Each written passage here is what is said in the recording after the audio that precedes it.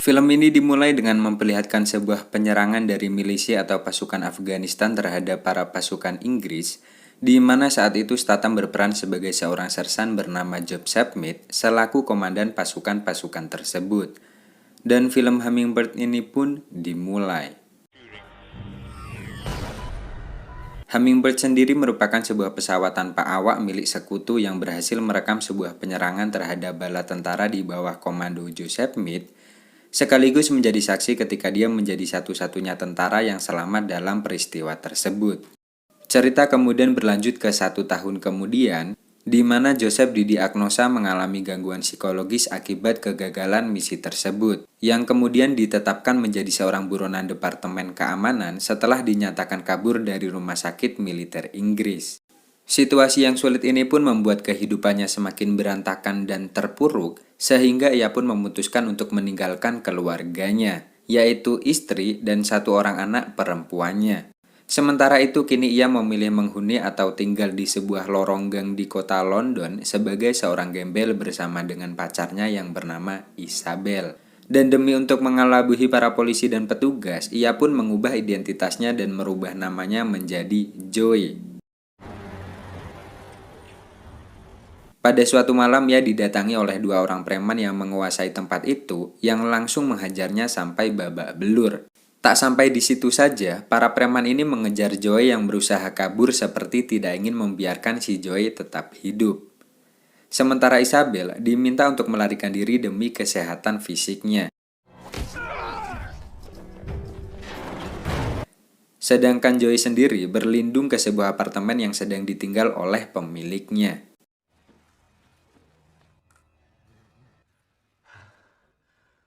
Joe pun lalu memutuskan untuk tinggal sementara waktu di apartemen itu, melihat fasilitas di tempat itu yang bisa dibilang lengkap bagi si Joe yang seorang gembel.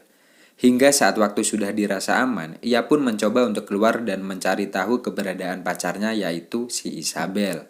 Dan saat ia tiba di sebuah komplek, Joe bertemu dengan seorang pengelola dapur umum yang kegiatan sehari-harinya memberikan makanan kepada para tunawisma yang ada di sana. Dan gadis itu bernama Christina. Di sisi lain, Christina sendiri tidak mengetahui perihal masalah yang sedang dihadapi oleh Joe. Malah, ia dibuat curiga dengan Joe yang tiba-tiba berpenampilan mewah dan memberi uang sebesar 500 pound sterling. Yang padahal, setahu Christina, Joe ini hanyalah seorang gembel yang tidak memiliki apa-apa alias kere.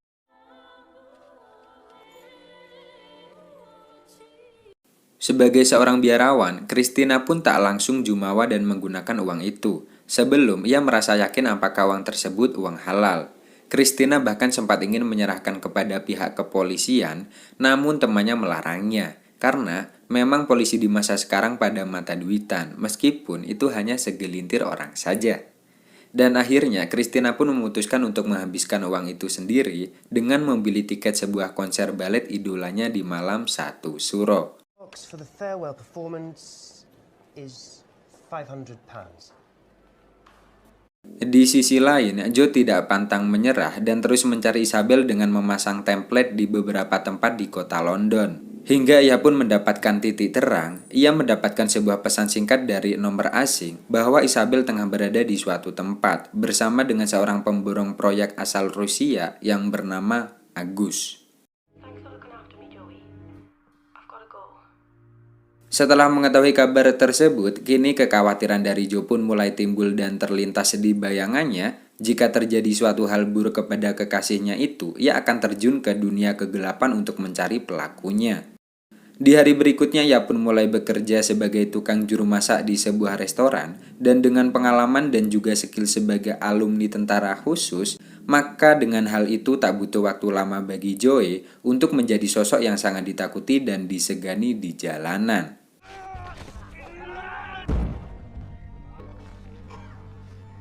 Di sisi lain, wataknya yang keras, pemberani dan juga brutal telah mencuri perhatian seorang pengusaha asal Cina yang kemudian mempekerjakannya sebagai seorang supir pribadi.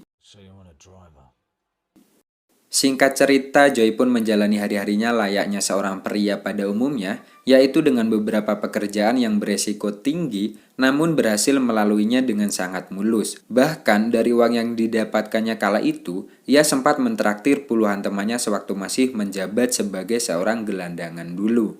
Sayangnya, niat baik Joe untuk menemui mantan istrinya justru menjadi sebuah malapetaka. Karena istrinya hanya menganggap menggores luka lama sang mantan, ketika dulu dia ditinggalkan Joe sewaktu masih sayang-sayangnya. Namun, seketika mantan istrinya itu pun luluh ketika Joe memberikannya segepok uang.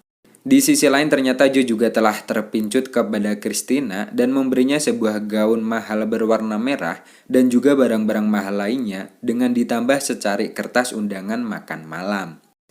Tak disangka tak dinyana, kedatangan Christina kala itu membuat kabar buruk tentang Isabel, serta bukti foto bahwa kepolisian telah menemukan sebuah bukti bahwa Isabel ditemukan di tepi sungai dalam keadaan sudah meninggal dengan sangat mengenaskan. Seketika itu kemarahan Joy pun mulai bergejolak sehingga acara makan malam yang seharusnya berjalan dengan hikmat itu pun berubah menjadi kekacauan. Dan hanya menyisakan dendam yang sangat mendalam bagi Joy, apalagi dicurigainya bahwa pelaku berkaitan dengan dua preman yang pernah menghajarnya waktu lalu. Tak lama kemudian Joy pun langsung mencari preman tersebut persis di tempat yang dulu, dan tanpa basa-basi mereka pun langsung dihajar habis-habisan dan tanpa ampun. Sehingga didapatkanlah sebuah info tentang ciri-ciri si pelaku yang telah membunuh Isabel. Kembali lagi ke si biarawati yang diam-diam terpesona juga dengan Joe. Dia pun siap menyuruh para kepolisian biara untuk menindaklanjuti kasus pembunuhan Isabel. Tapi anehnya, pihak kepolisian justru malah lebih merasa tertarik dengan catatan hitam yang akhir-akhir ini kerap Joe lakukan, ketimbang harus mengusut tuntas kasus Isabel tersebut. Meski begitu, akhirnya Joe mendapatkan jawaban akurat dari bos besar asal Cina tadi, di mana pelakunya ternyata adalah Agus. Dan usut punya usut, ternyata si Agus ini merupakan kolega bisnis mereka juga, tepatnya sebagai bos dari pengepul para gadis untuk dijual. Inti kesepakatan mereka bahwa para bos Cina ini siap membantu Joe menemukan si Agus dengan catatan Joe harus mampu meloloskan proyek ilegal, yaitu perdagangan manusia yang sedang mereka garap saat itu. Singkat cerita, tugas tersebut pun berhasil Joe eksekusi dengan rapi, dan maka dengan itu ia pun diberi kesempatan hadir pada sebuah rapat besar di suatu tempat, di mana si Agus juga ada di acara tersebut.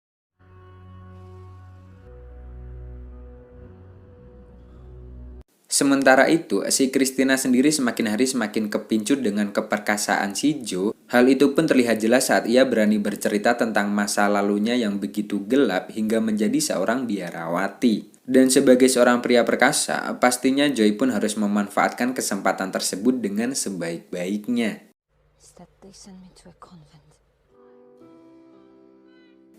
Singkat cerita, malam pun tiba, terlihat Christina yang sudah berada di lokasi konser balet seperti yang diceritakan di awal tadi, dan berharap si Joy pun juga datang di sana menemaninya. Padahal tanpa sepengetahuannya bahwa pada waktu yang bersamaan, si Joy juga sedang mulai menjalankan misi pribadinya, yaitu mendatangi tempat di mana kopdar para bos besar itu diselenggarakan.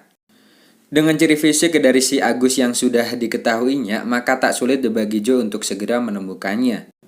Dengan tanpa rasa takut, si Agus pun langsung diseret dan dilemparkan ke dasar gedung.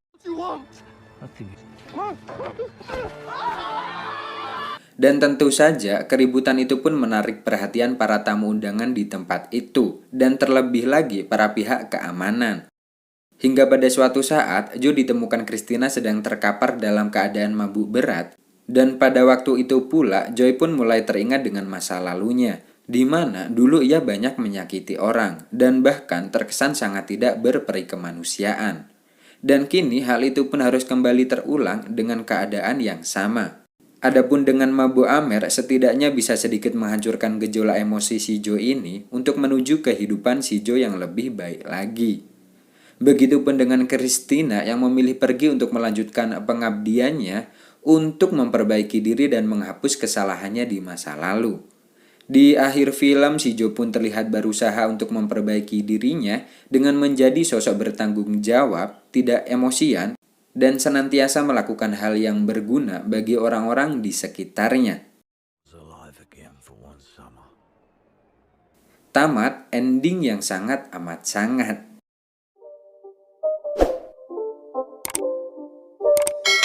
It's not a game, it's a rich thing.